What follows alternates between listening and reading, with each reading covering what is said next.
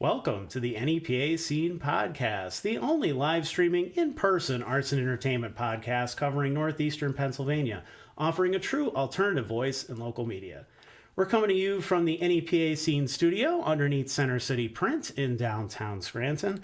I'm Rich Howells, the founder and editor of NEPA Scene, and tonight we're here with Olyphant electronic alternative rock duo Running in Flip-Flops, who will be the first band to perform at the Allen Park Concert Series in West Scranton that we're co-hosting on Friday, June 14th.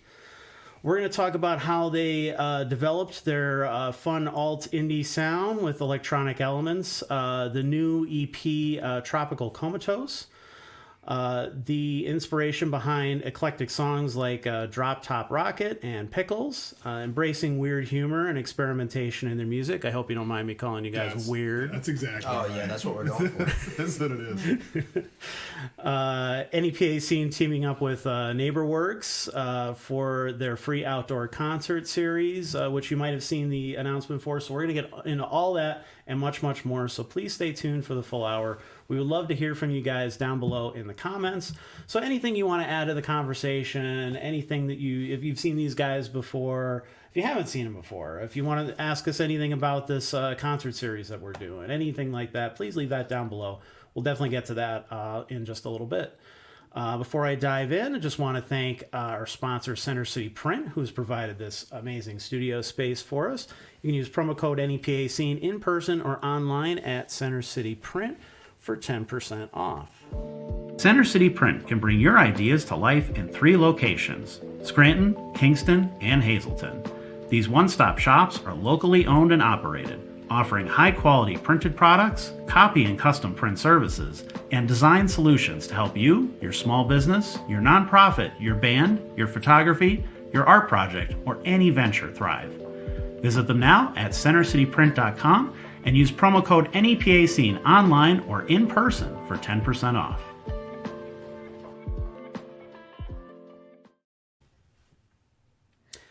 All right, so could you introduce yourselves and your position in the band? I'm Dane, and I'm a guitarist, I guess, technically. I sing, I play saxophone, synthesizer, the looper, whatever I can get my hands on, pretty much. Okay. Drums sometimes. Yeah, whatever. Doesn't everything. I'm Tyler. I'm also a musician. And I play most of those things as well, plus the bass. Yeah. See, you one up to one more. No, he doesn't play. I don't play sax. He don't play saxophone. No. Oh, okay. I mean, to be fair, I don't play saxophone much either. The clarinet and on one of our songs, but that's the only thing I know how to play on the clarinet. So it's like I don't even know what notes they are. I learned something. It sounded right. I was like, this is it. Yeah, sound good. All I need to know to be better than Squidward. That was it. So so don't ask me to play anything. Really. So when did you guys start making music? Was this something you did when you were younger? Is it something more recent? Or? So we were in a band in high school. Me, him, Dave, who works at Center City Print, actually. Okay. He's like their media manager or something. He's the bass player for Lightweight. Right. Okay. And, Brian Pisarczyk was our drummer, but we were called Reject Royalty, and we started in high school. Tyler didn't know how to play anything. No. One day at the lunch table, we're like, we need a guitarist, and we need a lead singer. Yeah. And then Tyler's like, was just the guy confident enough to be like, yeah, I'll go up there, sure, why not? And then he got up there, and we're like, all right, cool, now you got to learn to play guitar. So I picked up my brother's acoustic, and of course, the first song I learned, Wonderwall. Anyway. And nobody wanted to hear it. But no, I learned a bunch of different, easy chords, and we started to learn songs that I could play on rhythm, and we can all jam to. And then from there, I just kept learning, and eventually got into other instruments. Yeah, and then by the time, so then we took a break when I joined the Army, and I went away for schooling for a year, and then I got deployed for a year, so I was just out of it for 2 years, and then I came back and I had a bunch of money because I had no way to spend it on anything. And I was like, dude, let's make a band. And so we bought a bunch of equipment, and then we have all the stuff we have now basically. And then that's when we made Running in Flip-Flops, like end of 2018, beginning of 2019-ish. And then, ever since that, we've pretty much just been trying to vibe up there, trying to figure out what exactly our sound was. And we're still trying to figure that out. So. Yeah. We want to do anything and everything. Yeah. Yeah, you know, and that's what I think I really enjoy about you guys is that you're always doing something. You know, your one song does not sound like the next song, and that's very much on purpose. Yeah, Yes. very much. Yeah, because I mean, a lot of local bands fall into it where like they get a sound and like they stick with it. They don't change the settings. It feels like on any of their stuff. They might turn up the distortion for like a solo or something, or like Yeah. you know. Or like chord progressions, sometimes they can become stale if you play them the same way. Like a 1, 4, 5 type of chord progression. Like for all your songs, it's something you don't even know you're doing it when you first starting to play. Yeah.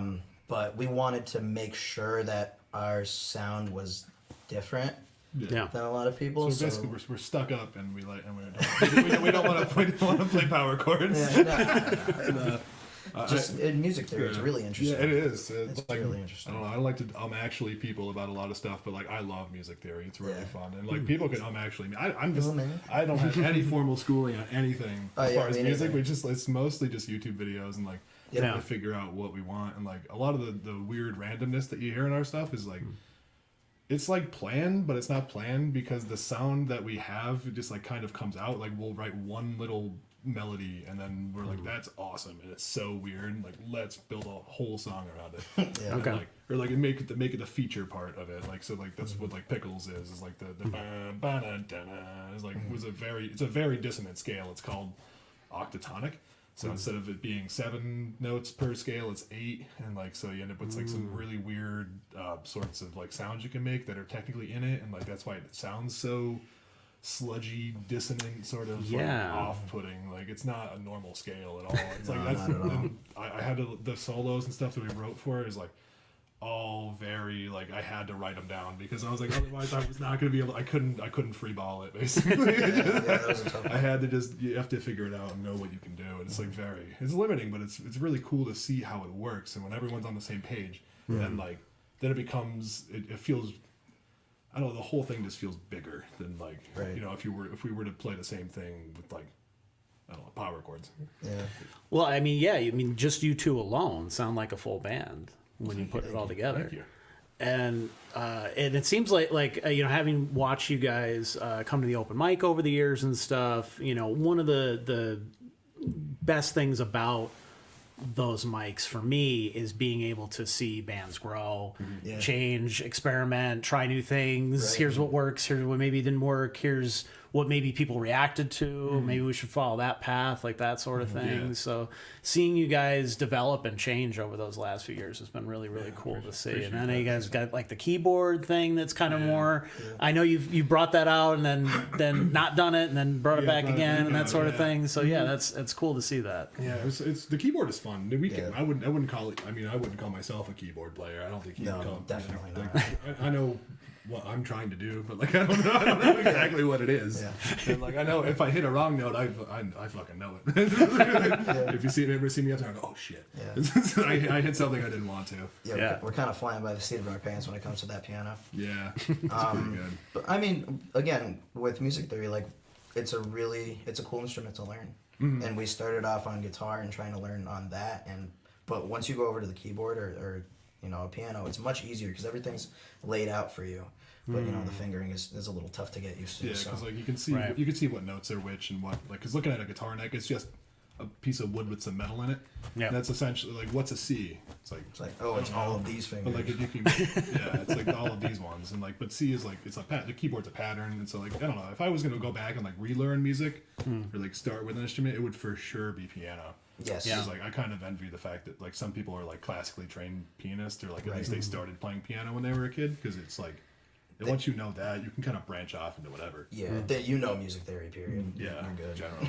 Yeah, a lot of people don't know. I think a lot of rock bands or bands that just would surprise them, punk bands even, write stuff on piano first and then move, you know, that over to the other instruments because it's like they're creating the base of it first. Right. Yeah, because it's really melodic instrument, and like if you have a nice keyboard, it probably has some pretty good tones on it, so you can like get a different feel without just straight piano, and like you can still figure it all out. Yeah, and then you could separate those chords into different instruments. As well. That's a huge thing. And then there's a lot of musicians that are just classically trained pianists, like like Eddie Van Halen and Alex Van Halen were both like amazing pianists, and like no one knows they even played the piano. Right. So, but So, going back to when you guys kind of first met and stuff, what was maybe your first impression of each other? Did you think you guys would be still doing this all these years later? First impression, wow, you're taller than me. yeah, that's fair. That's fair. That's fair. Even back in like T-ball, we've known each other since like first grade. Okay. So, the band came out in like 10th grade, so I was The first band. Yeah, I was pretty sure that I was gonna be playing music the rest of my life. Once I started playing guitar, I was like, I love this. I want to do this. I wasn't sure in what capacity or with who. It was just gonna be. I knew I was gonna do it, and like I didn't know. I had no idea. I was trying to like go through this whole professional, go to college, get a degree. I was gonna be a physical therapist. That didn't work out. Went back to Johnson. I thought, I need a degree. I need to get a good job, get a career, and that's what you're fed. Most of your young life. But recently now I'm the happiest I've been, I think, in my work situation. I work a part-time job and I play music on the weekends, and it's fun. Nice. that's all that matters. It's all that matters.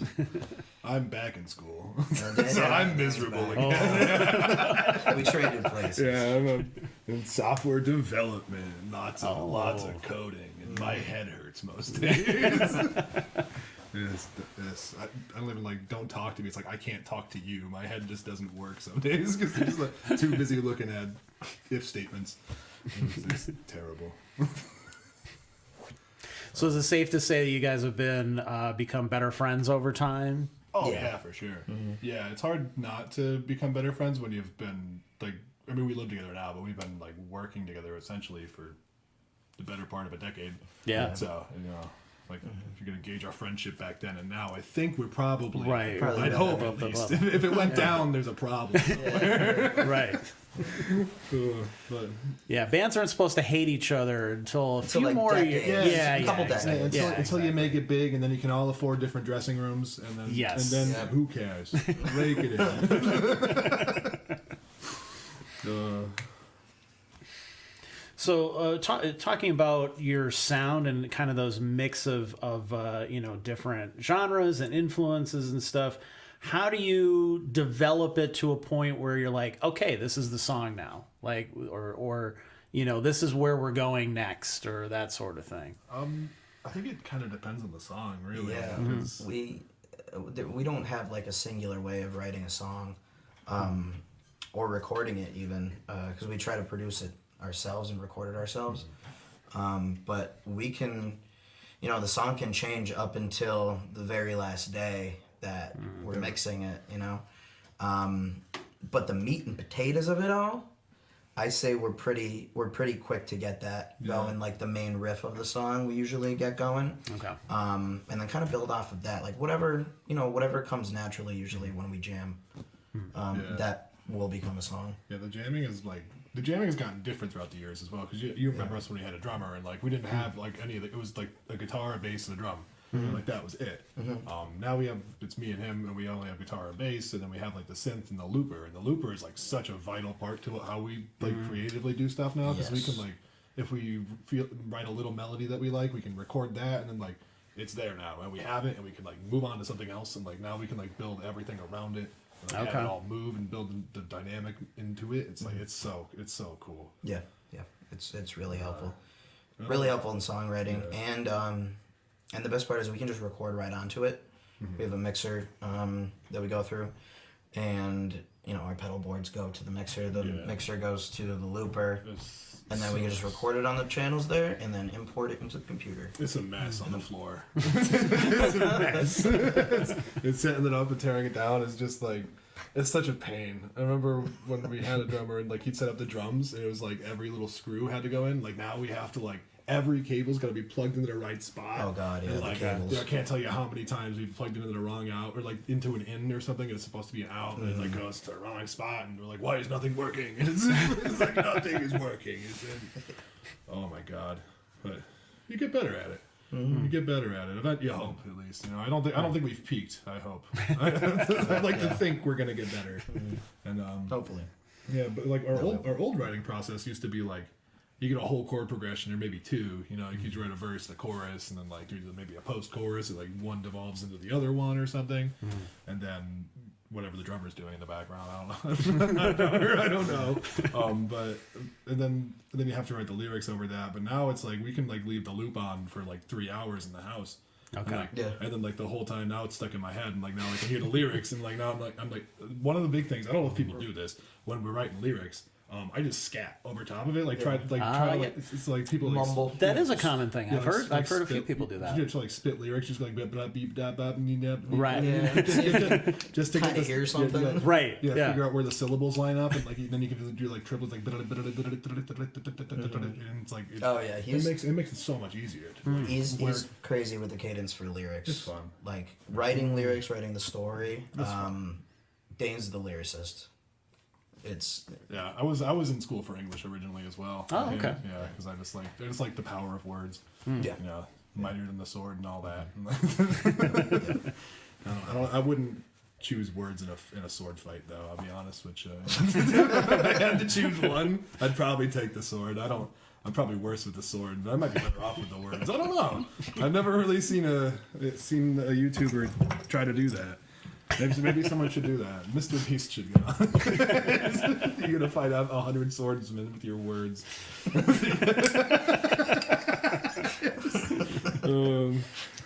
would be fantastic. I'd watch that. Yeah, same. In this video, I'm gonna get stabbed.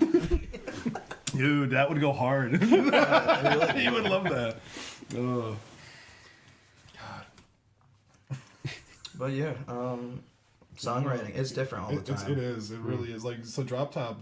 That was just like you wrote that bass line first, I think, right? Is that what happened? We just had a drum beat going, and I wanted to write a bass line where I didn't hang on the tonic, the 1 of the scale. So I don't hang on. I start with it, but I end on the 3 of the scale, and it kind of gives it like a not dissonance, but like it's like movement. Movement, and it's a little bit of dissonance because you go from the 4 to the 3. It's a minor chord. Yeah. Mm-hmm. So it doesn't resolve as well. So then it wants to resolve. It wants to get back to. It wants to get back to where it feels like home, which is the root, and then and from there you just go right back into like the dissonance. It's like more of a loop instead of like, oh, here's home base. And then it just became a loop. Yeah, we're talking about being like writing different parts of the song and not sounding the same. Droptop Rocket is literally the same thing. The entire time. But unapologetically. It's the same thing the whole time. With some synth in there, like I love composing, so I love to add things here and there. So for Droptop, like that's like kind of that sound though, like that's it almost feels like it feels like like almost like 90s or like early 2000s like hip hop almost inspired. Yeah, there's like it's a kind of minimalist sort of instruments in the background. You got just a bass and like a simple synth, and then like there's like some other stuff behind it that like unless you're actively listening to it, you probably don't ever notice it. Like we layered the bass an octave high. There's multiple basses. There's multiple vocal takes and stuff, but that's all. That's smoke and mirrors, man. Right. But that's that's the stuff that matters though. Yeah, I mean, yeah. Like in music production, all those vocal layers, all that stuff in the background, that's what makes it feel full. That's what makes it feel big, Yeah. So unless it becomes iconic, which is crazy, because like if like think of like like 80s punk or like 70s punk, something like, really just, like simple, dirty and like just like one guitar, distorted. They got a trash can in front of it recording it, like that, and it sounds like it, and like it's awesome. Yeah, for sure. And like it's a totally different thing. They didn't do any vocal layering. Sid Vicious couldn't play bass. So it's each their own though. Yeah, but I mean, layering, like I'm sure they layered guitars. Maybe. Make it sound fuller. Maybe. I think Johnny Rotten was layering guitars back then. Producer, maybe. Yeah, maybe. He's probably like, "Fuck you." I'm not doing it again. We're adding another one. Oh. Yeah. So you guys did a live stream recently, where you guys did some kind of live looping and some jamming and stuff like that. Yeah. Is that kind of how maybe a practice session or a writing session goes for you guys? Is it kind of a similar sort of thing? So the live streams are a bit more like freeform, kind of like I don't know if you've ever seen like Mark Ribier when he does like his even his live performances are like that, where it's just like whatever he starts with, he just like kind of goes and just like does whatever with it. And, like, eventually it's a 20-minute song. And he's taking his shirt off and jumping in the pool. And like that wasn't rehearsed. It's like, you can't rehearse that. But so if we're trying to like puzzle out like one specific spot, it might be running through the same loop like umpteen times, and it's like it's just gonna keep happening. Because you gotta practice, you gotta know what you're doing. But like a typical writing session is mostly just throwing shit at the wall and seeing what sticks. I guess. It's like I'd say the live stream is a little bit more of a performance, going from song to song. Yeah. We're trying to get better at that. We're trying to get consistent with like leading into the next song kind of smoothly. Yeah. And stage presence, of course, because that's always nice to get better at. Yeah. We're trying to live stream more, actually. We want to start doing them on Thursdays. We decided.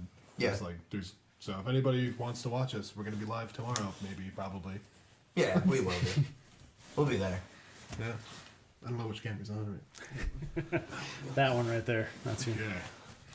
Yeah. So tune in tomorrow, maybe at some point. Maybe we'll post about it. We might. Maybe this is the post about it. Who knows? Yeah. I don't know. The live streams are fun. They're like, it's really weird. Like I'm sure I can look around all the stuff you got around. It's like Jesus. It's people don't realize everything that's going on behind the scenes. There's a lot of little stuff, and I try to add to it, like progressively, bit by bit, as you go, otherwise you get overwhelmed with it. Like if you bought like a new mixer and a new mic and like a new software and like all these new plugins, it's like there's no way you could figure it all out and make it work. Maybe you could. If you take a while. Yeah, you just have one of those live streams that's just a buffering symbol the whole time, and then you talking. And like some people like that. I used to do like my own website coding and stuff like that, and then as it's changed, it's got more complicated, and I haven't paid as much attention to that side of things. It's like now trying to jump into it, I'm completely lost. So like I'm like, hey, we're working on a new design for the website, and I just handed it off to designers. I was like, I'm just gonna pay you guys. You figure that part out. This is why you're paid. Yeah, exactly. Like, that's your job, not mine. Honestly, I can't do it. Moves fast. Yeah, it's crazy fast. That's like but then the looper that we have is like 12 years old, I think. It's like they finally came out with a new model of it last year or something, because it was like why fix it? It's like it's working fantastic. Sure. Once like Mark Ribier got really popular, like those things started flying off the shelves. It was crazy. I was trying to buy one out, and it was like they went from like $200 to like $350. Like once Mark Ribier got popular, and now the new ones are like $600. Yeah, and it's like we have the old one still. That's fine with me. It works. Mark still uses it. Yeah, and Mark is like the looping king. So it's like daddy, your loop daddy. Yeah. So. What I enjoy about you guys too, I think it's apparent in the songs, it's apparent in the performances, that you guys are having fun and that you're enjoying it, and that is so lost on some. There's so many there's nothing worse than watching a band who looks absolutely miserable. To be there, and they just don't want to they're not into it, they're not interested, whatever, and I get like not every night's gonna be. Carnegie Hall. Yeah, exactly. I totally sympathize with that aspect of it. But, as somebody who goes to see live music, that's what I want to see. You guys kind of embrace that, and you embrace like kind of these, not only the kind of twists and turns of the music, but lyrically too. Like they're strange, they're weird, they're different.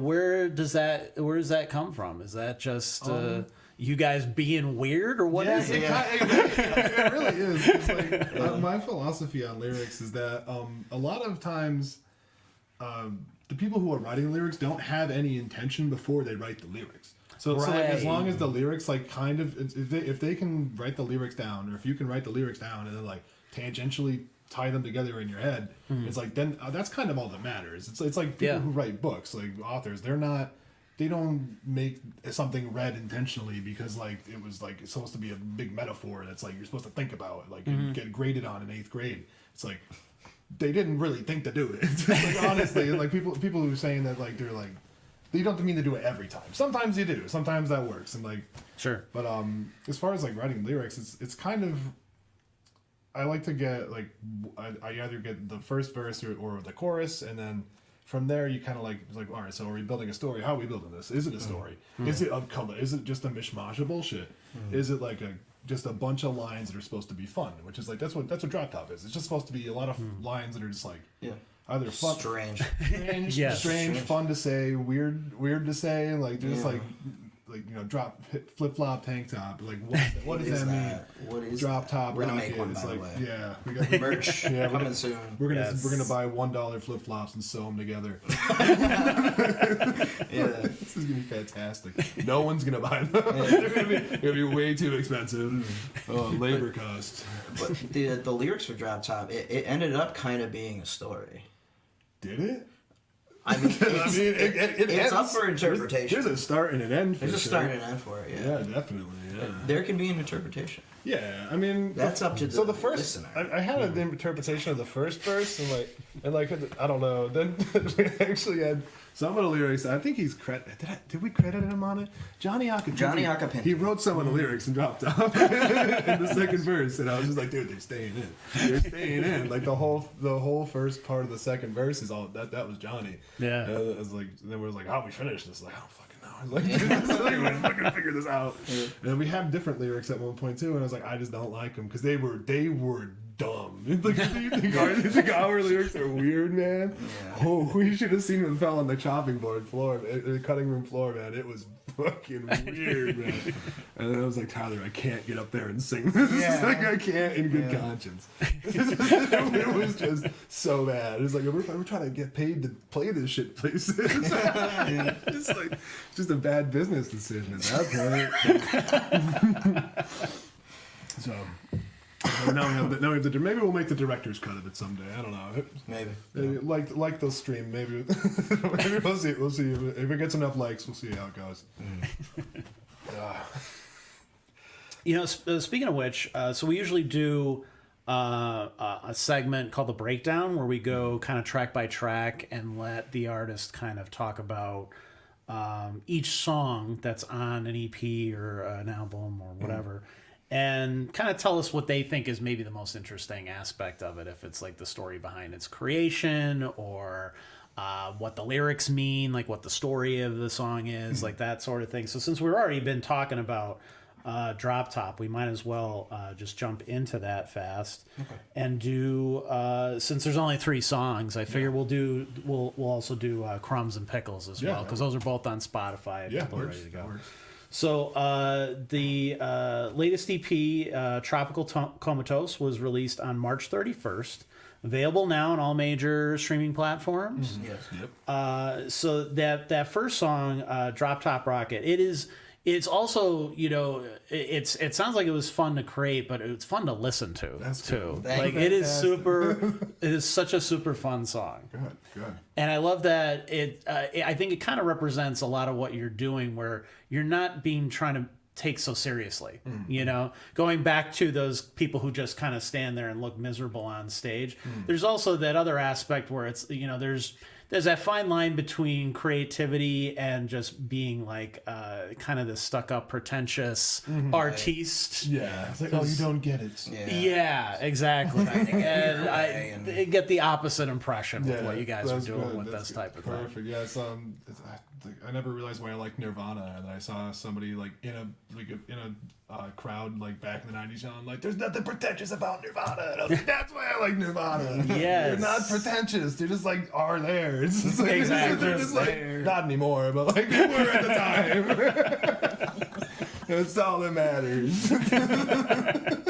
And so like that's kind of what I've always tried to do. But yeah, Droptop is like just that. It's supposed to be just so the chorus we've had written for years, and we just thought it was fun to say. Okay. It's like flip flop, tank top, a juice box pack, it's sipping sunset juice in my Droptop Rocket, wearing tube socks. It's like what the hell does that mean? Yeah. It's like I don't know. You can picture. It sounds like a vibe though. It's like I want to be there. Yeah, right. Sunset juice. Yeah, sunset juice. That? Let's go. Dude, wearing tube socks. I love tube socks. I got like 6 pairs of them. But 5.5. Even a little bit of maybe even a Primus sort of feel in some of the stuff that you guys do. Yeah, we were just listening to Primus on the way over here. Oh yeah, Primus nice. is super cool. I wish we could play Primus, but they on a looper it'd be really hard because the looper like lends itself to like something that can be looped. Obviously, Primus just off the wall. Yeah, it's like they're all over the place. Les Claypool was fantastic. Is it Les Claypool? Yeah, Les Claypool. I get him and the guy from Metallica. Just the names mixed up. Lars Ulrich. Oh, Lars Ulrich. Yeah, that's the two. I don't know why. Very different. In my head, I want to call them. I want to call them the opposite names. I never do, but I've always been worried of it. Yeah. Yeah, he's an awesome bassist. I would say we never really listened to Primus growing up, but discovering their discography recently has kind of been like, oh, we can be like crazy about this. Well, it's probably even better for you because like you just like picked up bass like 3 years ago. Like, well, I guess because we used to have a bassist too. We used to be 2 guitars, a bass, and a drummer. Okay. And then the bassist didn't know how to play bass, which is fine. Yeah, is what it is. Yeah. But I wanted to pick it up. I thought it was fun. And so trying to like aim for like Les Claypool. Plus, you listen to Chili Peppers. So like, he loves bass music. Huge inspiration. Yeah, anything with bass. I love EDM too. A lot of bass. Not an EDM guy. Yeah, crazy. Yeah. But. Yeah. So how did the electronic elements start to kind of come into that too? I think it seems like a lot of that's keyboard based too. Yeah, for the most part. Yeah, we have have some capabilities to do other ways, but it mostly just came about because we had it. I bought a synthesizer because I was working. I was in the Army and I was like driving out of Harrisburg all the time and like I wanted to bring an instrument with me, but I wanted to lug like an amp and all this shit. So I bought myself a little synthesizer that I could plug a headphone jack into and then a looper, and I could just like do whatever on that, and like that was like enough for a little bit. And then whenever we lost the drummer, it was like, man, let's just use this synthesizer, man. It's like it's here, we got it. Yeah. Like, it doesn't cost us anything to use it now. So, but then we started getting into like listening to music that I was like, what can I like? I don't know. Yeah, like how do we use this thing? I don't know any music that like really uses synthesizer that much, except for like at the time it would have been like Linkin Park and then like stuff from the 80s, like Rush. Yeah, like Rush or like the Cars. Yeah, and then like stuff that I knew that used synthesizer, and like I was like, I don't really want to be like any of those guys. But then we started. There's a whole slew of alternative bands that do it, like Sure does it, Hippocampus, Arlie, Young the Giant does it a lot. Then Portugal the Man, I love Portugal the Man, man. Oh my god, they have a lot of songs. I don't know. And then so we're trying to tie that into guitars and bass, and like for me growing up, I don't know. When I had guitar, I always thought it was. I don't know. I was probably just like an edgy, stupid teenager, and like just didn't. It was like synthesizers aren't real instruments, man. It's not just a computer, dude. And it's like I don't know why. In my head, it was like it was any different than playing any other instrument, or like someone playing a fucking piano at Carnegie Hall. Yeah. But it's the same thing with the drum pad. We're like, we're not gonna use a drum pad. Yeah, that's stupid. We need acoustic drums. Yeah. Nah. I mean, for some things, it's great. They're fantastic, great, but like, you can get so many sounds on a drum pad. Man, that thing can play in sounds marimba. are fun to play with. You can't play a marimba with on a normal drum kit. You simply can't. It's just like it's not a marimba. So this is my empty beer. What am I doing? We really try to experiment with the instruments that we have, and all the modern inspiration is it's everywhere now. Like you can't listen to modern alternative without hearing some synthesization. Sure. Yeah. Is that a word? It sounds pretty cool. Synthesization, everybody. They're Democrats. They're bringing the synthesization. Liberals. They synthesized the papers into Mar-a-Lago. Oh, God. God, okay. But, yeah, I don't know. Synthesizing, it's really fun. The I want to get a more powerful one, but the one that we have is, like, kind of an entry-level synthesizer, and it was, like, $600, which is like crazy for entry level, because you could buy a fucking guitar for like $50. Right. And it's fine. It like plays everything. Yeah. So like the barrier for entry and synthesizing is crazy. And because like the next step up would be like $1,500, $2,000, and like $1,500 would be like the low end of like a quote unquote premium one. Yeah. And so it's like well, if you're spending $1,500, you might as well spend $25. It's like, I don't know. Yeah. We'll probably never upgrade it. That's what I'm getting at, I guess. We're trying to save a little bit. Eventually. We want to get like a synthesizer with more, It more knobs and buttons. Yeah, I like to twist knobs. They're quite fun. Or the Sliders. dude. The sliders. Yes. They look so Slap sick. 'em. When you see people like pushing a key, and they're like, yeah, And the DJs, they're just like, Oh my god, gets me going. yeah. Yeah, we want to be able to play with the envelope as much as possible. Yeah. And we want to make noises that make it sound like the speakers are gonna blow out, and then we can stop it. And we're like, oh, sorry. And we start it back up again, and everyone's like, yeah. I can't hear anymore. That's what I'm looking for. That's what we're looking for. Yeah. No, but we're not. Don't come to our shows if you were expecting that. Or do, maybe we will. Who knows? Blow the speakers out. We'll see how it goes. They were cheap speakers. Yeah. Synthesizing is very new for us, though. And it's come to the point where like I'm trying to like experiment more on guitar and like use the synthesizer to do basic stuff. So like because the guitar is the instrument I know how to play, so like, I'm trying to like learn jazz chords and different sort of like different patterns to get up the neck to like give it like different feels and like like what does country guitar sound like because it's totally different than like something that you'd play in a punk song. Yeah. Right. It's like it's super different. And Dan wrote a riff recently. It's kind of like bossa nova-y. Yeah, I love jazz chords. They make it sound so really sultry, and if you throw, they're like to me, jazz chords are like what synthesizers are used a lot in like modern music, where like there's like pads and like stuff like in the background that's just like kind of there, and like jazz chords are like just that. Like if you listen to jazz music, unless there's a solo, the guitar isn't really doing much. They're just kind of like strumming along and like hitting the chords and like it's just like keeping it going. It's just like the higher bass, because the bass is just like plucking along. Like Yeah. I don't know what jazz is, man. What is jazz? What is jazz, Rich? What is jazz, Rich? Viewers, what's jazz? What's jazz? We got a question. You like jazz? You like jazz? Yeah. Oh, what is the quote? It'll come back to me. I'll think about it. So Jelly is the next track on there, and that's instrumental. Yeah. Yes. So that kind of allows you to play a little bit. What made you put that one on there? We've been playing that one forever. Yeah. Okay. When we had a drummer, we decided, even like just as the band started, we wrote those riffs. And we always wanted to, record them. We realized when we started to record that we wanted to make it acoustic. Which I don't think we ever did before that. No, but it turned out really nicely. I think it sounds really cool. Yeah. That's another thing. We just wanted to make everything different from one another. So we, because sameness is a little bit, sultry kind of. And I feel like if Jelly was electronic, it would be a little bit more like that. Yeah. Well, we recorded the cajon for that too, right? That's the only live drums we have. Yeah. Yeah. Oh no! Wait, we have. No, I think that is the only live drums. Yeah, we have like blocks and cowbells and stuff like that, but that's the only drum. And then Jelly. So Jelly, the story behind Jelly is just that it's a jam, and we call it Jelly, and so that's how it's always been. It's just.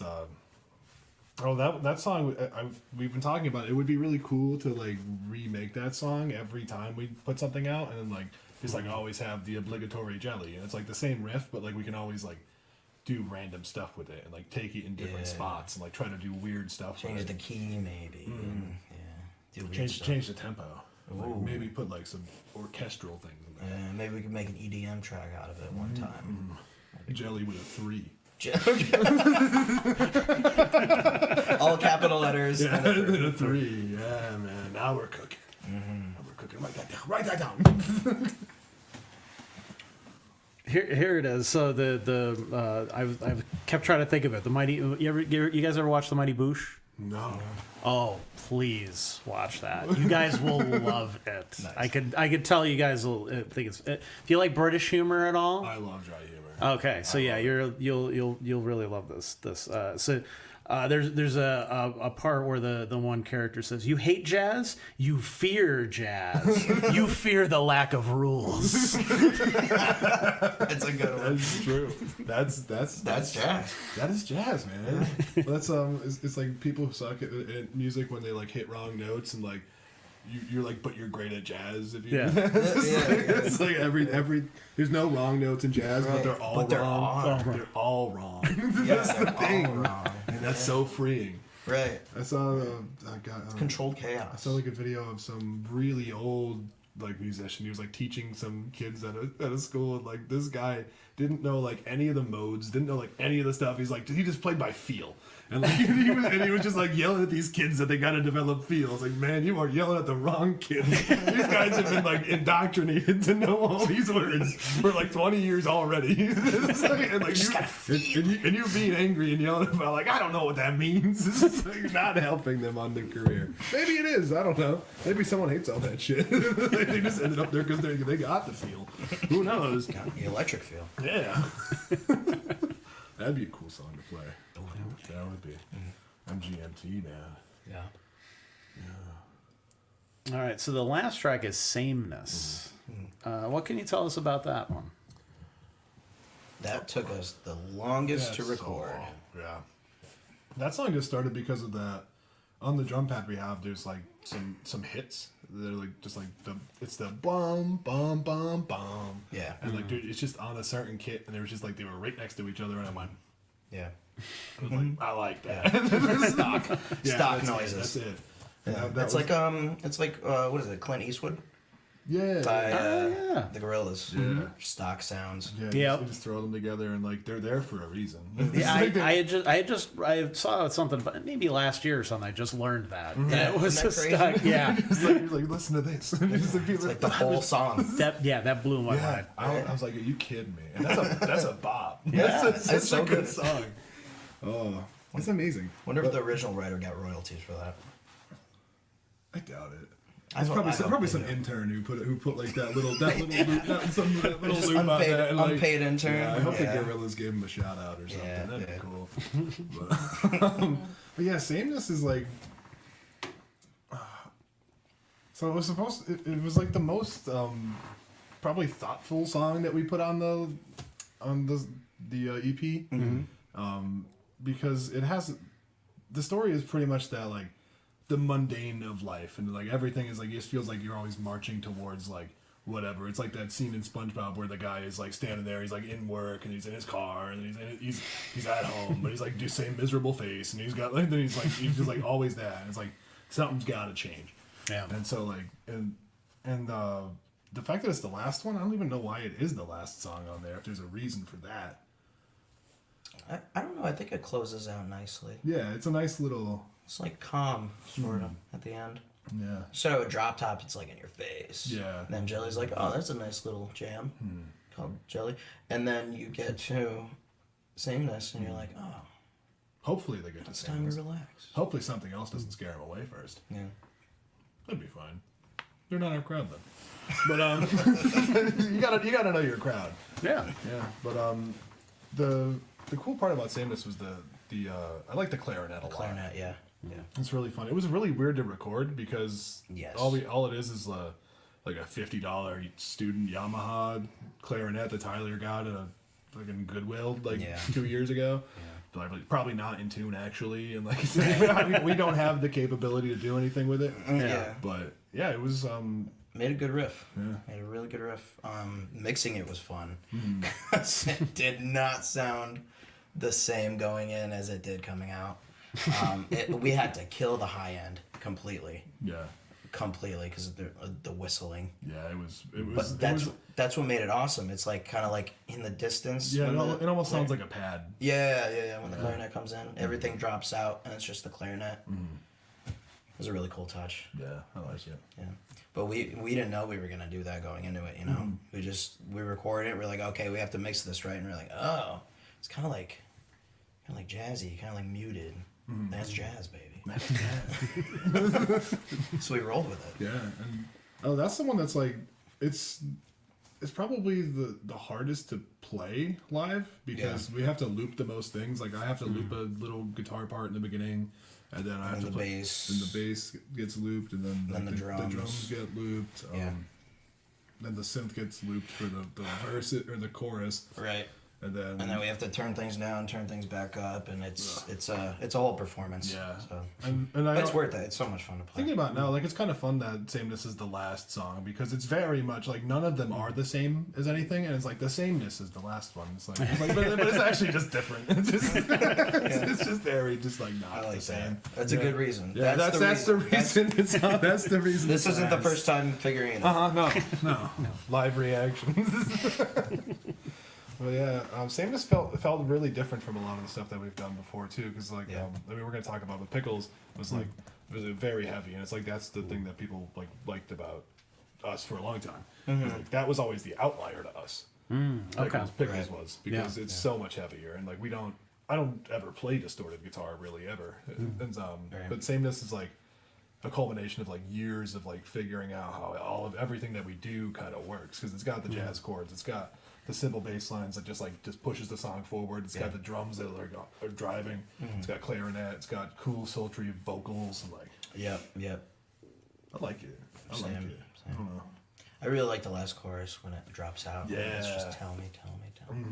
That's really nice. Yeah, a lot of the like really cool stuff I think that happened with Sameness is like happened on the fly when we were mixing it because we're like this might sound cool, and like then we try it, and like when you're sitting there at home, we're not paying for studio time. We're like we'll sit here for fucking 30 hours. That's why it released March 31st actually. Yeah, we said we were gonna release it in March, and we came like March like 25th. And we're like, oh shit, we gotta fucking release it, man. It's a good thing there was 31 days. Honest to God, if there was 30, I don't think we would have been able to release it.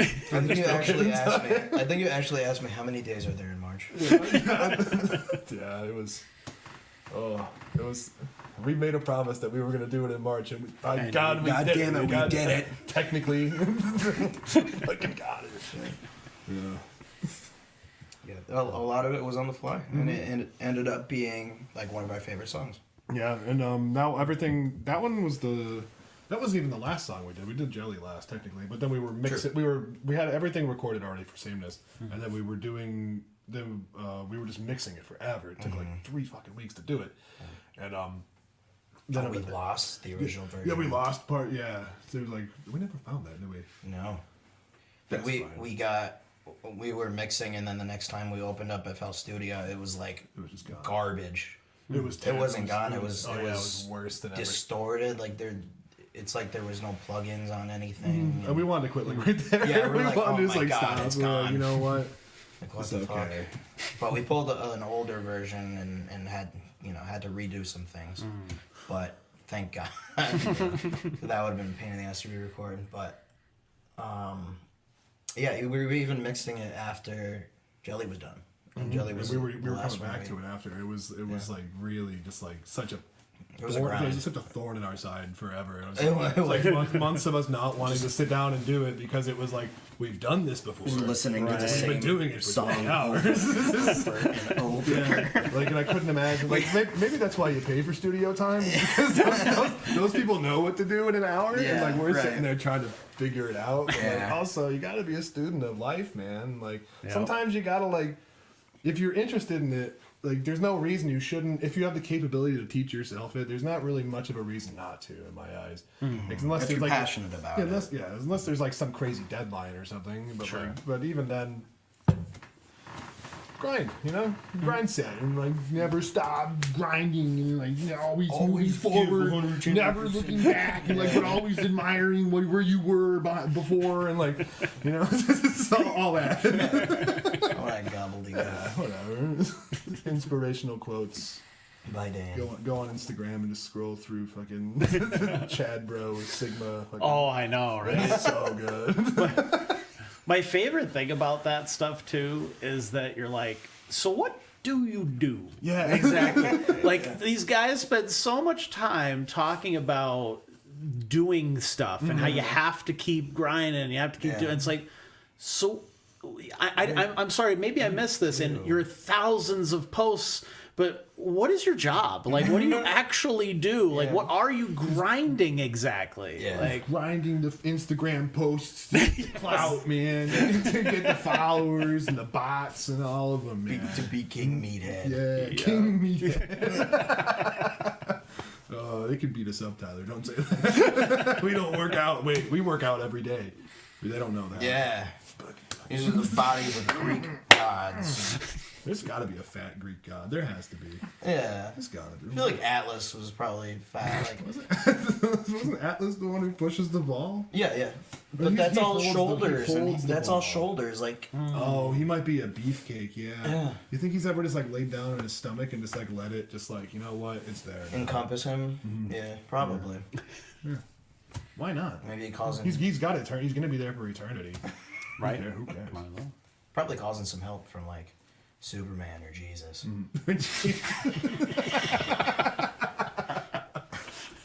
Oh, J-Man. Definitely one of the two. Yeah, that's the only options. Yeah. The super best friends.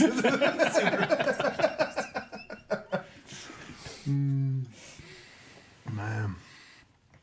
All right, so we've got two other tracks on Spotify. So that's Tropical Comatose. I should put up the artwork on the screen there too, so people can see that. Like and subscribe. That lovely artwork. So then we also have two others, Crumbs and Pickles. Maybe we'll talk about Crumbs. Yeah, because we'll leave Pickles for last. Okay. Yeah, so Crumbs was just like that was. We had that written for a while, and it's in a weird time signature. It's in 5/3. 5/4. 5/4. Yeah, 5/3. What the fuck is 5/3? I'm sure it exists. Yeah, probably. But it's 5/4, and for a while we didn't know what to do with it, and then we entered into the big break to the year after we got third place, and we were like, we need to write a song. Then at this point we didn't have a drummer anymore, and we're like, screw it, let's just try to figure this out. So we wrote Crumbs. We finally got around to actually trying to do something in a weird time signature, and that one was fun because it has that one of all of them. I think it has the most, like a part of the song that feels the most like the music that comes out of this area. For the most part, like the chorus in the middle is like very like just like pop punk. Like it just feels like that. It's like uplifting, sort of. It's like got like some ska guitar elements in there, sort of.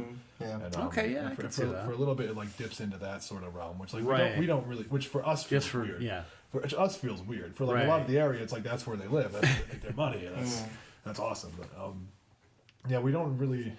And then Crumbs was just like about. It was about not knowing what the fuck we're doing. It's just like, it's very unapologetic about that. Especially at the end, it's like, we don't know what we're doing. And another big thing, at least for me, is how it was like the middle part feels a lot like about like the LGBT and like it's Pride Month, so it's like more appropriate to talk about it now than ever. But because it's like the lyrics are like, we all live in this world that we didn't choose. Somehow they'll still divide you up. It's like so like even though like you didn't fucking pick to be here, it's like but then like now you're like chopped up into these little groups, then like you're shoved into like you're in this category here, and like, you're there, and like you don't have to do that. It's like there's like so that's gonna crumble, and like eventually, maybe not in my lifetime, maybe not in my kids. I won't have kids. Mom, if you're watching, I'm sorry. I'm not having kids. The bloodline's over. The bloodline's over. Bloodline's over. Roman Reigns. I'll join the bloodline, dude. That would be sick. Yeah. I'm like Samoan, right? Do you have to? What? Yeah, whatever you want to tell I got the Hawaiian shirt on, sort of. That's That's a bowling shirt. Oh yeah, it looks like the carpet at a bowling alley. Oh my god, that's true. That's true. But yeah, Crumps is like really cool because it was the verse is like it starts with 3 lines, like 3 stanzas, and then it goes to 2 stanzas. The next time it goes through, and then it goes to 1 stanza, right, and like so it feels like it's really like. It's like, oh, it's here. It's like, oh wait, no, it's slow. And like it builds up this bit of like dissonance and like, or like this sense of anxiety, and just kind of like crashes in. Yeah. And it's got Robin Williams in it. Oh yeah, we sampled Robin Williams. it's got the Latin term for that sentiment is, and it's like, which is carpe diem from the Dead Poet Society. Yeah. Yeah. So we always say carpe niertio, which is seize the I don't know. Yeah, but no one knows that. I mean, now people know that, but that's fine. It's a little look behind the scenes. Yeah, we were Googling it for a while to make sure we were saying it properly and everything, 'cause I don't speak Latin, but who speaks Latin, by the way? That's like the most spoken dead language of all time. Yeah, gotta right? be. Gotta be. Second, A lot of pretentious people, I'd imagine. Oh, for sure. But they only know like the roots and stuff. You think they? That's true. Like, how do you think that they do full sentences? And think they're like sitting around at yacht clubs, just like speaking Latin? Yes. With a sacrifice on the table. They got a goat just like tied down on a table. Not a goat, bro. Oh, it's not a goat. It's not a goat. Something bigger. Yeah.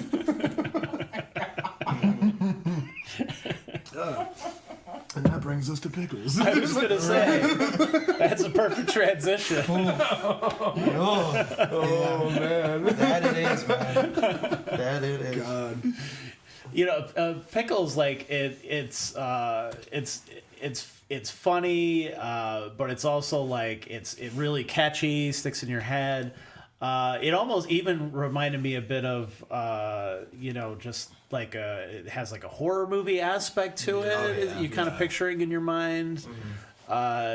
So I'm hoping this is not based on anything that you guys have actually done. No. It was a part of it was written. At least most of it was written. The lyrics during the whole Epstein thing going on. And it was like shortly after that whole came out, and like there was like that was big news, and like it was just like disgusting. So it's like what like that we could do as a fucking band from Northeastern Pennsylvania to solve any of this, because what the fuck are we gonna do? But so I was working at Permani Bros at the time, and like we had this riff that was just like like really just sounds off-putting as soon as you hear it, but like it's also catchy. Right. It's like just catchy enough that like you don't turn it off. It's like, whoa, that's fucking weird. And then like it's like, all right, so what does that mean? I was like, what can we do with this? What can we do with this? It's like, kids. This is kids. They're being taken, trafficked. Man. Yeah, we gotta. Like, it's like disgusting and dirty. Yeah, I fucking hate it. It's just like let's fucking write a song about it. Man. And so I was at work writing all these lyrics, man. I remember going out for a cigarette, like I fucking hate this song. I fucking like someone had to think of them. So I felt they were coming to my head. I was like taking a cigarette break every time I got a new line. I was like, this is disgusting. I hate this. I recently heard an Ozzy song where he talked about something similar. Yeah? That's cool. I forget the title of it, but I just heard it today. But yeah, the Pickles for a long time was like what people knew us for playing. Like they always like at the end of our sets, so like we always had to play it. Yeah. And which is fine. When we had a drummer, it was a lot easier because he could be loud, and we can turn up distortion, we can do all that. But there was people always wanted us to play more stuff like that, and like that's never what we played. We never really played. I don't know how many times you've seen us play a really distorted song besides Pickles. Yeah, that's true. Our covers maybe, but even that like maybe was it 99 Red Balloons? It's like the next and, most distorted song. Possum Kingdom. That's a recent one though. Yeah, that's true. But Pickles is like it felt gross to write it. It's like the big thing I remember about it. Yeah. And like I wasn't sure, this was before anybody had ever heard it, and like we went to the Keystone and we went to the open mic and we played it, and people were like, "Oh my god, it's so good!" And like before that, we played like some chill little like fucking fairy music, and like let's get some fucking sludge. And it was just And like it was instant. Like people were just like, "That is so good. What is that song?" And like I don't even know if we had a name for it at the time. I mean, probably maybe it was like Pickles. It's like, I don't know. I don't even like pickles. He likes pickles.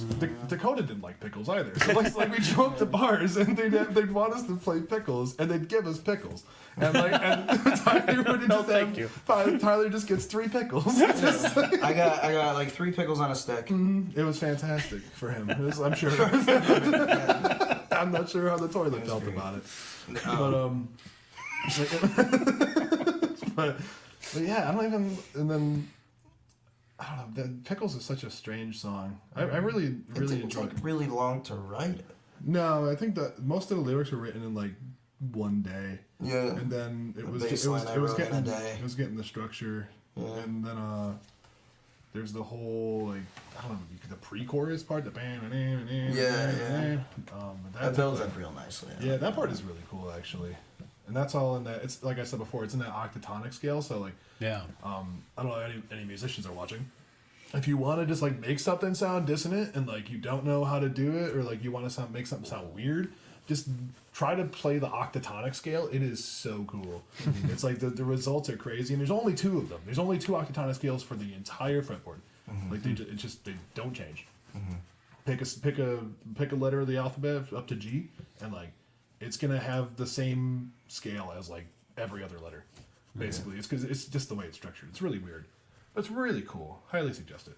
On a fretboard, it goes a full step, then a half step, then a full step, then a half step, then a full step, then a half step, and on and on and on. Yeah, so just like ad infinitum, because just the way because it's like 12, you have to fit 8 in it, and so you have to have 4 blanks in it. So like, there's only 2 ways you could possibly do that. It sounds really weird. Yeah, it sounds really cool. You skip like the 2 or something. So. Yeah, I like Pickles. We don't play it enough. We played it acoustic before, and that went really well. Oh, that's interesting. Yeah, it's really strange because then you could sing it kind of like I don't know, like Rob Thomas-y. It's like now an adjective. And just like like anything like that. And you could sing it like Jesus. They got the chains, they got the know-how, the devil's on their shoulder. Yeah, I don't know. You grab a guitar, we'll fucking try it. Yeah, that would be awesome. Sinatra would be sick. Yeah. Do something like that's that bossa nova stuff you were talking about before. Bossa nova is crazy. It is. I don't know what that means. No one knows what it means, man. It's provocative. Gets the people going. Oh. Now, I've seen you guys do a couple covers. You've done Smashing Pumpkins at the open mic, and I enjoyed that a lot because I'm a big Smashing Pumpkins fan. You guys did a really great take on 1979. Thank you. So you're doing these shows, where you obviously, let's face it, a lot of paid gigs around here, cover shows. Yeah. So you have to, learn songs or whatever. So how are you choosing songs that maybe fit what you do, or can you work some of your original stuff in there, or we do. Yeah, they don't have whether they like it or not. Yeah, we're the one making the set list. I mean, great, that's awesome. They don't stop us in the middle of the song. If they did, I'd tell them fuck off and keep playing. Maybe missing whole measures. Now it sounds weird, but I mean, so. The biggest part is like just finding songs that we enjoy playing, because we've played like hundreds of different songs at this point. Yeah. Since playing since like 10th grade, and so there's like we don't play Iron Man anymore. Thank God. Thank God. But so we try to pick ones that people will get excited for. Or like we want to make it weird, so we pick kind of weird songs, but they're also like commercially successful. Yeah, it's not like we have like Abracadabra by the Steve Miller Band, which is like something that people generally don't play, but it's all super loopable. It's all like the same thing over and over again, so it works out fantastic. Or but then we play Redbone. We play Redbone by Childish Gambino. And that one's really fun. That's fun. Yeah. The radio edit, in case anyone's wondering. Right. Yeah. If you can't tell by our complexion, we can't say the original lyrics. We could once. Only once. And then die. Yeah. And then stuff like what was the What It's Like? Is that what it's called? Mm-hmm. Yeah, What It's Like. By who the hell is that even by? Everclear? Everlast? It's Everlast. Everlast. I think it's Everlast. Everlast, yes. They really not know what it's like. Yeah. But yeah, we It has to be stuff that we like. right. Yeah, but we used to play songs that were like popular, but we didn't really like playing. Radio, yeah, songs that are on the radio, top 40 stuff, which some of that stuff's good. I wouldn't say everything's bad, because Hoosier's been on the top 40, and like Hoosier's just fucking good. It's like Hosier. Hoosie is fucking Hoosie what's it? Who's it? Hoosie the Blowfish. Hosier. Hoosier and the Blowfish would go hard. That would. Oh my god. Hosier. Hosier. Yeah, it's like hose. He's hosier. He's hosier. He's hosier than you. He's hosier than me. He's more hosy than you, man. Yeah. He's hosier. Okay, I remember that now. I got locked in. But Yeah, with our live sets, we try to pick songs that we like to cover, and we also play our originals that we wrote and recorded, along with just jamming. yeah. Okay. One thing we really like to do is get the crowd involved, and ask them to pick a letter between A and G, and a number between 1 and 3, and then from there we can figure out if we're playing like C sharp minor or something like that. Key, we basically let the crowd decide which key we're in. Yeah. Okay. And then we just like kind of run with that. Right. It's like so then not all the decision making has to be us. It gets them involved. Maybe sometimes people don't fucking listen to us. And they're like, hey, fuck you. And they're like, F. Got it. Okay. It's like, fantastic. Moving on. It's fine. You gotta. I was looking. We were watching Mark Ribier the other day, and I was just like Googling his setup, and I saw an article that's called him a hibachi style DJ. And I was like, that's fucking exactly what it is, man. Yeah, Just like it's he's awesome. up there just fucking making beats right in front of you. Cooking it up. So like that's kind of how I want to be. It's just, All right. I like that. so I think it's pretty good. Hibachi style. which is really true. Yeah. So I don't know. But our set lists are mostly like it's weird. You were saying like all the gigs in the area are like cover songs. Yeah, a lot of them. Yeah, everywhere. And like we've had places like outright tell us that like we don't want any original music. And we're like, all right, we don't want to play here. It's just like that's fine. Like we don't have to make the whole set list like original songs. But like if you're gonna like outright tell us no original music, I was like, Yeah, it's like, are you actually supporting your local music scene? It's just like, I really don't. Just because you have a band in here doesn't mean you're doing that. We're just a jukebox. Yeah. Which at that point, turn the jukebox on. I'll stand up there with a guitar and like fucking let people put quarters out there. Start screaming into the mic. That's a Yoko Ono. That too. Well, that's one of the things I wanted to do with this concert series that we're doing. So for those who maybe haven't seen the announcement, we're doing the Allen Park concert series. We're kind of a co-host, co-sponsor sort of thing. NeighborWorks is a local community organization that does all kinds of really great work with housing and improving neighborhoods and things like that. So they wanted people to take advantage of like all these little nice green spaces that we have in the city that like not really much is being done with. So there's this place called Allen Park, and it's a little pocket park in West Scranton. And if you're driving down Main Avenue, if you didn't turn your head at that second, you would go right past it. You wouldn't even see it. It's where Stage West was. Yeah. Okay. It's like a block up from that if you're going towards like Keystone Diner and all that kind of stuff. Yeah. So there's this great little like part of West Side. Like I grew up in West Scranton, so it just so happened I knew exactly what they were talking about when they said Allen Park. But I think most people wouldn't even know, even if you lived there, that it was there. But there's Keystone Diner, there's Vincenzo's across the street, great pizza place. There's a little winery that you can get wine at, that kind of stuff. There's a parking lot, and then right across from that is this little pocket park, and all it has is a gazebo, a bench, and a couple of trees, and a nice little path, and some hopscotch paint on the sidewalk, and that's it. Like, that's the whole park or whatever. But I was like, well, I live in West Side, and they were doing that. They did the first year of this concert series last year, and I was like, I got to make it to at least one of these. Like, I literally live right up the road. Like, I can't not show up to one of these. So Channel 65 was playing. Sweet. And I love those guys. They're fantastic. So I was like, all right, yeah, definitely got to check this out. So I went down and I had a great time, and I happened to talk to Miranda Pace, who works there, and she does local photography and stuff too. She just happens to work for NeighborWorks, and she's like, "Oh yeah, I'm well aware of what NEPA Scene is and what you guys do and stuff, and maybe we could work together next year on this." And I was like, "Yeah, that'd be great, But I hear that all the time from people. I constantly hear, "We'd love to work with you on this. We'd love to do something with you," and then you never hear from them again. Yeah. Even if you're the one who follows up, sometimes it just doesn't. Sometimes it just doesn't happen. Through. So, but Miranda, she was right on top of that. As soon as they started planning the next year, she was like right in contact with me, and she kept on me to make sure that I was aware that you had absolutely going to do it.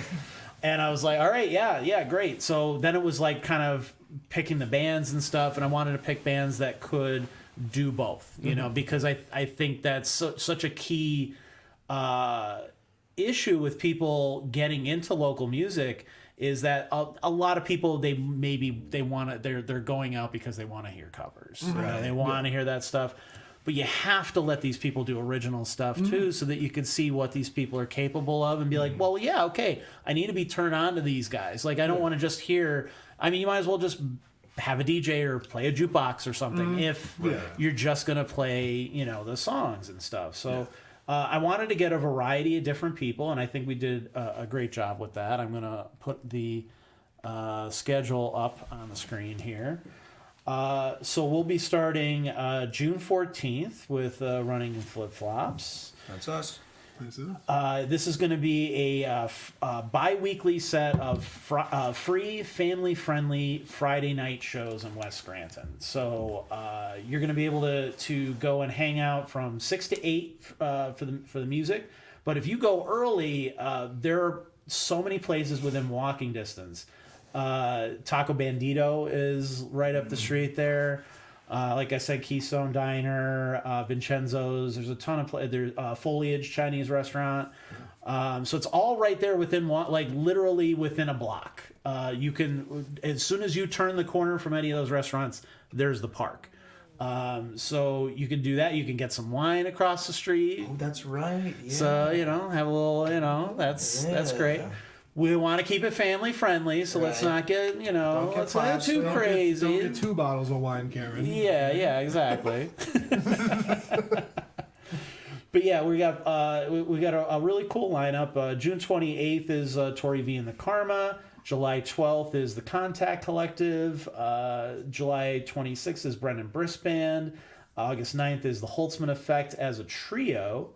And August 23rd is Meet Me on Marcy. And those are all bands that NEPA Scene has featured or worked with or interviewed or done something with at some point, or has been part of the NEPA Scene Open Mic, that sort of thing. I wanted to kind of, I look at it as giving back to the community that I'm from, but also to introduce that community to some bands who I don't think guys like Brendan Brisk or Tori V have ever played a pocket park in West Scranton before.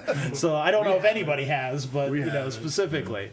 But a lot of these, the city does a lot of really cool stuff. They have Naog Park, and there's another pocket park in West Scranton as well that does have a little concert series and stuff too. Cool. I think theirs is Thursdays or something like that. But I'll post a full schedule for everybody soon who wants to go to these things. But I think the NEOG ones just started, and they do those every year. But a lot of not to criticize what any of them do or any of the people involved, but a lot of them are the same bands every year, or they're picked by the same people, so they're kind of booking the people that they're familiar with. Right. So I think this was cool because NeighborWorks just kind of let me pick the bands instead of just coming in and saying like, yeah, you know, these are the people we work with. We're just going to keep hiring the same people over and over. Right. Yeah. You know, I think there needs to be some variety in that kind of stuff. Absolutely. So like this will give everybody a little something different. So even if you go to those other types of shows, you're going to see totally different types of music at those than you will at this. Right. So I think it'll be a lot of fun. Bring the family, bring some chairs. That one bench is going to get crowded pretty fast. So. We're sitting up on the bench. Yeah. That's hard. They called it, so that's it. Dibs. Sorry. It's also rain or shine, so hopefully the weather stays good for us. But We'll be okay.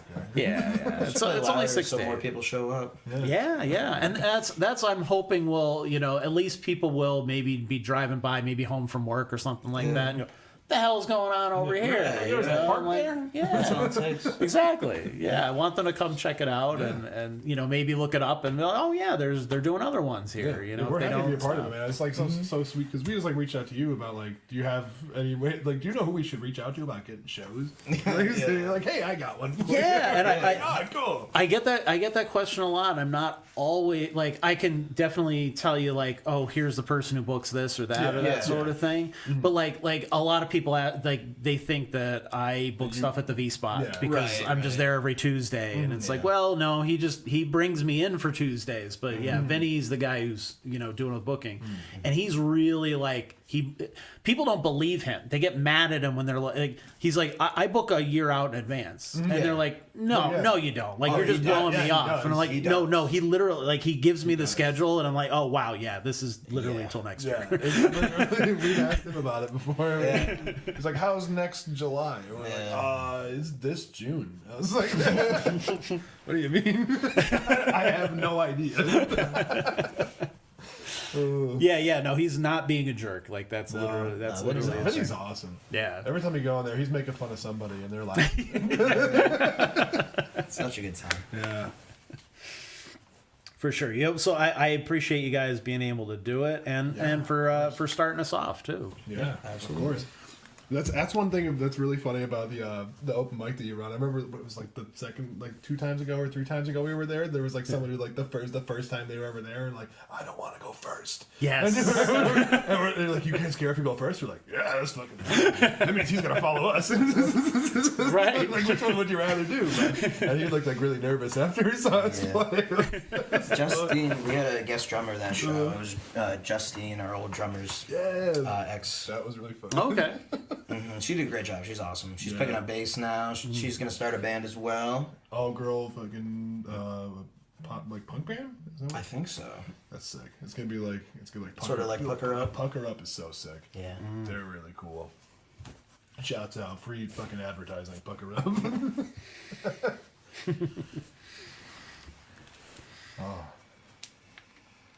Yeah. Oh, so funny enough, I stand corrected. Tori V did actually play Allen Park last year, so she was, so we got one that has played the park before, but it was for Fall Fest. It was for something different. Okay. So You get a pass. But yeah, there's lots of really cool other. Fellows Park is the other one in West Side, and they're every Sunday. So yeah, there's a lot of really cool stuff going on in the city, and there's great organizations like NeighborWorks that are doing a lot. So hopefully we'll have them on a future podcast to kind of get into like what they do and how like this kind of stuff comes about too, because they're also making sure that all the bands are getting paid, and that's so important too, because there's a lot of these things where you hear like, could you play this? Yeah, it'll be great exposure. Yeah, this could lead to a future, whatever. And it's okay. At some point, you got to be like, all right, we're done being exposed. I'll expose myself. Yeah, if you'd like. If you'd like. It's like, have you seen the memes going around that are like, It's like the bar says that to a band, and the band's like, I'm throwing this party at my house. Like, if you could come by and like give us some food and drinks. Like, I can't pay anything, but it'd be great exposure for your bar. I'm about to I really want to say that to a bar owner now. That's so funny. Yeah. It'd be so good. Yeah, you've been doing a killer job, by the way, Rich. Ever since the when the NEPA Scene Open Mic started. I don't know when it started, but when we started coming to it was when they had the competition, the NEPA Scene's Got we're Talent. still doing that. Yeah, we had we found out about that from Tony. Okay. The magician, the fucking guy who just now disappeared to fucking wherever the hell he's gone. Wherever the hell he's gone. He pops up once every year. I think. Does he? Yes. I thought he was. I thought we imagined him. I was pretty sure that everyone just wanted him to exist, and so he did. Yeah, his tricks are all a long game. Yeah. He's actually Vinny. And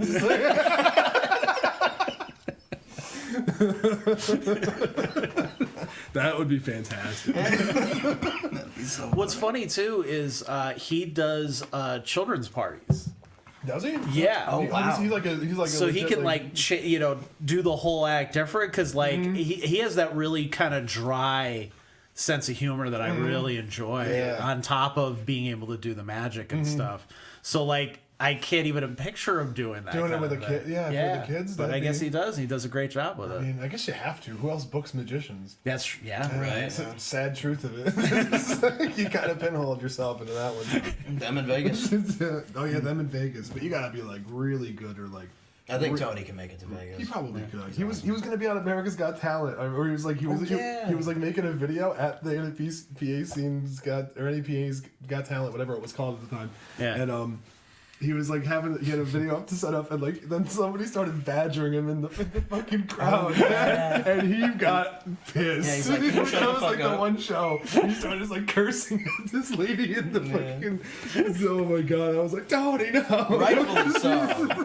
Right. She was hammered, and Tony was just trying to make a reel to go on America's Got Talent. He was fucking badgered by this old crow, man. It was awesome. I love Tony. Yeah, Tony's great. Tony, hit us up, man. Yeah. I don't know if you'll see this.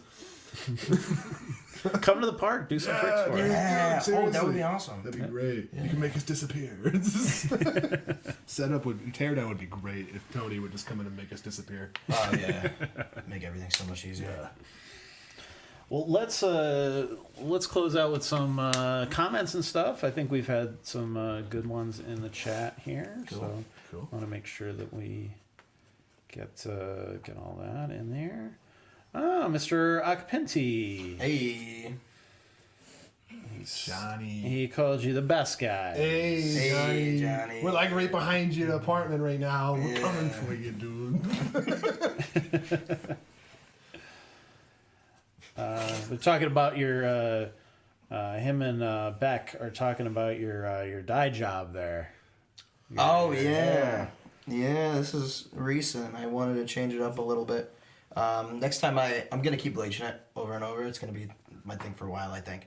But I want to get designs in the bleach as well, like floral designs or something like that. Cougar designs. Cougar? Yeah, like jaguars. Oh yeah, like the spots. Jaguar spots. That would be cool. Yeah, something different every time.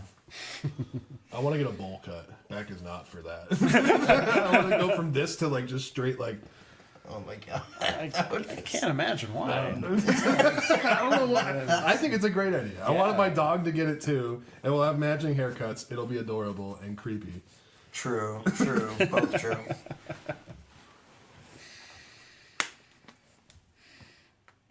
So Johnny says they're pretending they're so pretentious. I've seen them critique TikTok videos while sipping Sleepy Time when it was 11 a.m. Who drinks Sleepy Time at 11 a.m.? I was tired, Johnny. Sleepy time is whenever I'm tired. Right? And TikTok you should be pretentious towards TikTok. You should have a higher standard for yourself. I'm sorry. Some of the crap that's on there is not worth watching. And now he's as a bartender. Oh, you're a bartender now. I saw your post. Yeah. Sunset Juice is my first drink I will make. My coworkers are in a drink competition, and it will win. Oh, I hope so. That would be awesome. Ray Mione wants to know when you will make a ska song. Oh, dude, I would love to make a ska song. Yeah. Ray's got the connections to. We don't know how to play trumpet. No, it's like I love trombone. I couldn't. You can't have a ska song without some sort of like a brass instrument. You need brass. Yeah. I could play saxophone, but I would love to. More. Yeah, I was just listening to Mustard Plug today, man. I would love to play Beer or something. Like Beer is such a good song. Yeah. The first ska song I ever heard was Mr. Smiley. It was like I was like hooked from there. I was like, Jesus Christ, it's so good. It's so fun. Yeah. It's like my favorite version of punk. It's ska. Yeah. It's like something about trumpets, man. Yeah, something about me going. But to answer your question, hopefully soon. Yeah, eventually. Like I say, he's got the connections. So he really does. Make it happen. Mike Murray says these guys got thighs. Hell yeah, brother. Yeah. Thick thighs. I wore him because I knew you'd be watching, Mike. I'll roll him up a little bit. He also says he's booking an outdoor show, Cole Street, in July through August if you want to hop on. So, all right, more gigs. There we go. Awesome. Thank you. Yeah, message us on Facebook. I'm down. He really he wants you for your thighs, though. Yeah, I mean, I'll cut him shorter. We'll wear some Daisy Dukes for you. I'll just tie some flip flops in front of me. Like the chili peppers, but we're just wearing flip flops, loincloths. Flip flop loincloth, man. Oh, we should have put that in the song. Flip flop loincloth. New merch coming soon. Yeah, new merch coming soon. Oh, God. All right. Well, is there anything else you guys want to mention before we get out of here? We'll be doing, like we said, Thursdays. We're going to try to do a live stream every week. We also busk sometimes in downtown Scranton, so whenever we're going to be doing that, we'll let you know on our Facebook. We usually post on stories or make posts about it. We're usually right in like Courthouse Square. Yeah. We just like set up. We have a little battery we set up, and so we make people listen to our noise. Yeah. It's very fun.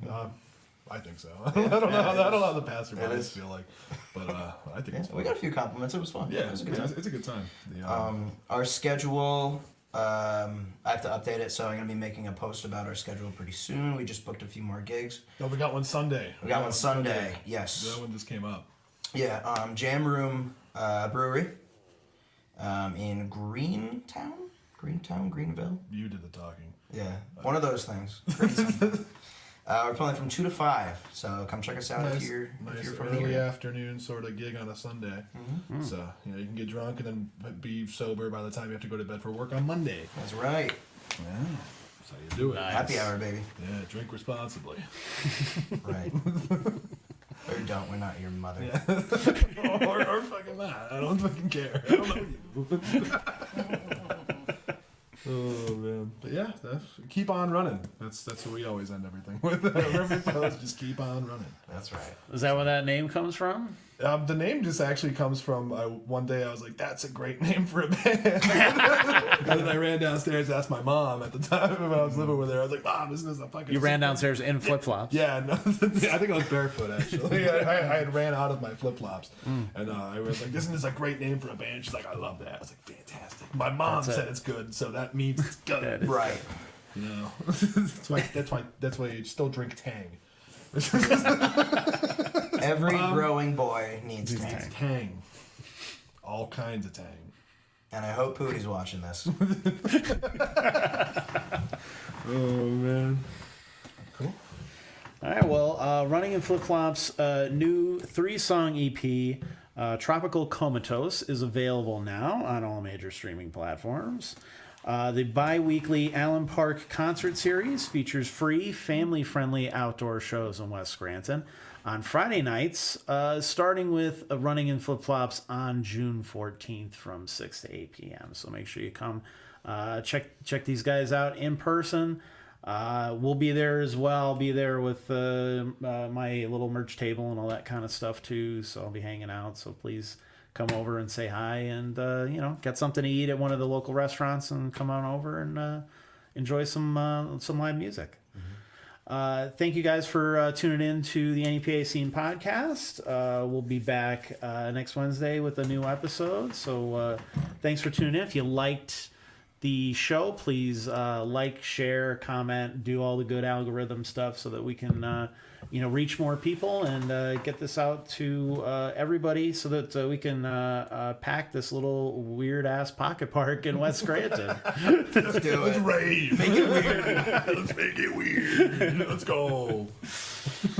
It's not a party till the cops shut it down. So. Yeah, Right. true. True. No, we're not actually. No, family friendly party. Yeah, Yeah. family friendly, but it'll be a lot of fun. We Kids won't be promise. drunk. No. Someone's got a DD. Exactly.